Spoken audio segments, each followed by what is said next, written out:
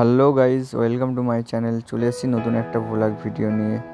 তো সবাই কেমন আছো? আশা করি সবাই ভালো আছো। তো অনেক দিন পরে একটা শর্ট ভিডিও নিয়ে আসলাম। আজকে দুই বন্ধু মিলে বেরিয়ে পড়লাম গোলাবাড়ি বিরিয়ানি খেতে। তো চলো যাওয়া যাক।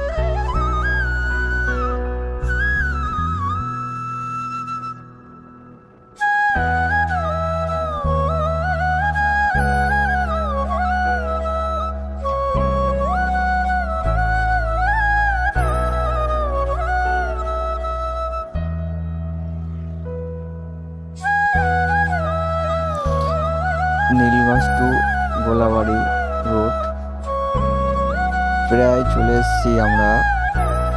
40 মিনিট, এখনো 20 মিনিটের রোড আছে। 20 মিনিট অতিক্রম করে আমরা যাব ওই বিরিয়ানির দোকানে। গাইস, চলে আসলাম ফাইনালি আমাদের গন্তব্য স্থানে।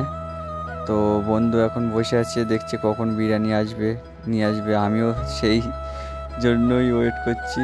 চলো, দেখতে দেখতে চলে আসলো বিরিয়ানি। তো এখানকার জায়গাটা খুব সুন্দর, বেশ সুন্দর। আর খেতে থাকি আমরা। তো ভিডিওটা লাইক, কমেন্ট, শেয়ার আর সাবস্ক্রাইব করে দিও। আর বিরিয়ানি লাভার হলে কমেন্ট করো।